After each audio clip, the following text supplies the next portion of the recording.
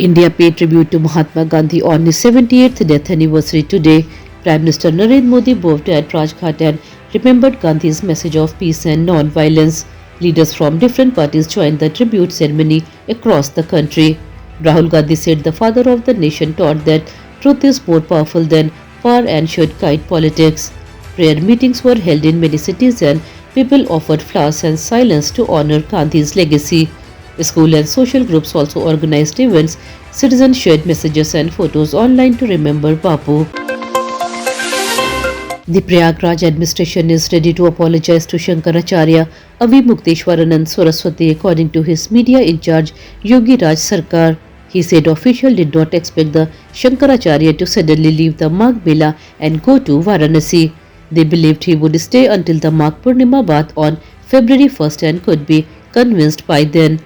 After he reached Varanasi on January 28th, two senior officers from Lucknow contacted him.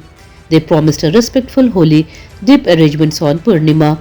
However, the Shankaracharya placed two conditions: a written apology from responsible official and proper protocol for all four Shankaracharyas during the sacred bath at the Sangam.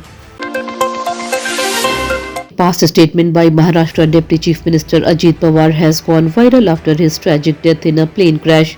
On January 24th, during an election rally in Kanheri, Pawar said life is temporary and everyone must go when destiny calls. Just 4 days later, on January 28th, he died while traveling to Baramati when his plane crashed. He was 66-year-old. His last rites were performed on Thursday at Vidya Pratishtan in Baramati. A video of his speech is now widely shared on social media.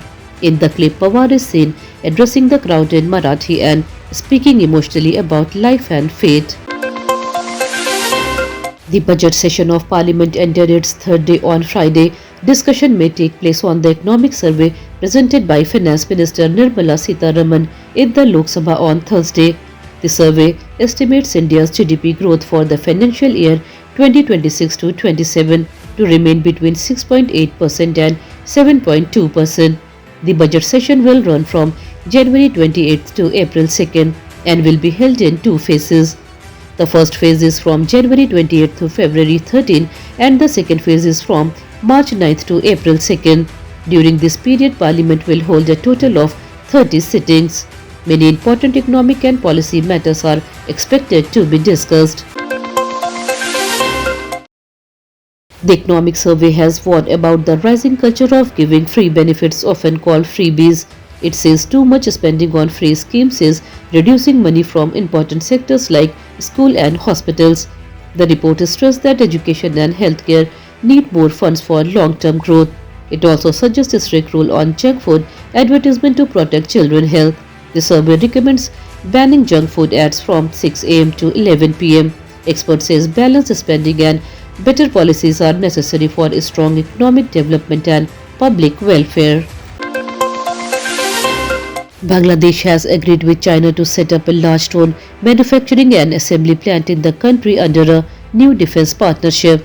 China and Bangladesh signed the deal to build more advanced unmanned aerial vehicles, boosting Dhaka's military technology and cooperation with Beijing. The deal is seen as a major strategic move and has raised concern in New Delhi about China's growing influence in the region. India views the expansion of Chinese defense infrastructure near its border as a shifting geopolitical balance. Separately, Bangladesh is planning to buy 20 Chinese J-10 fighter jets to modernize its air force, a significant upgrade to its military capabilities.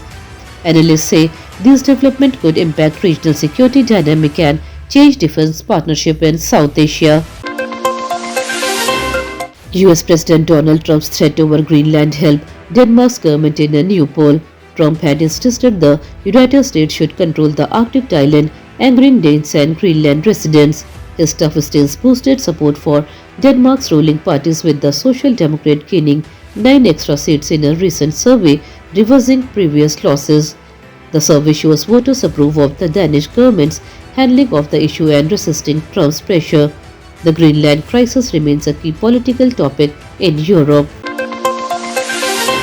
The United States government will provide $1,000 for every child born in the country under a special saving plans.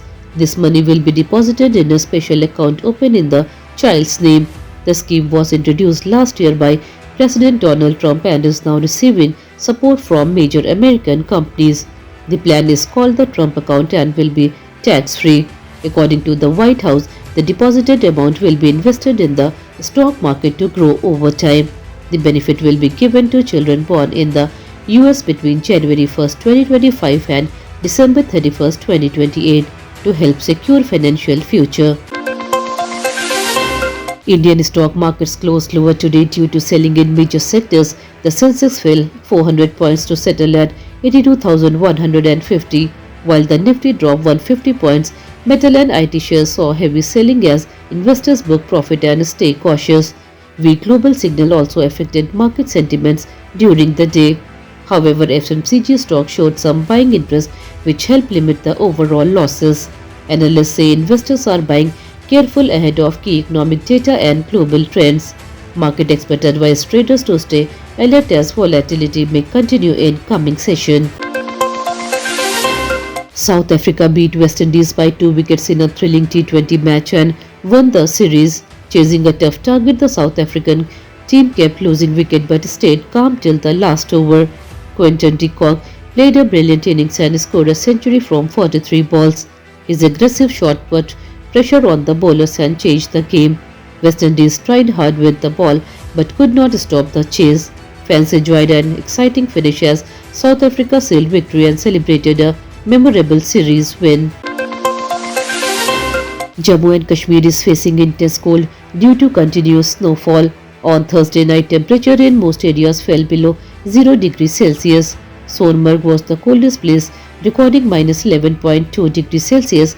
Gulmarg reported minus 9 degrees, while Kupwara recorded minus 3.5 degrees Celsius. Meanwhile, several districts in Madhya Pradesh and Rajasthan saw dense fog on Friday morning. In Gwalior, a tragic road accident occurred on the Bhind Road highway because of poor visibility.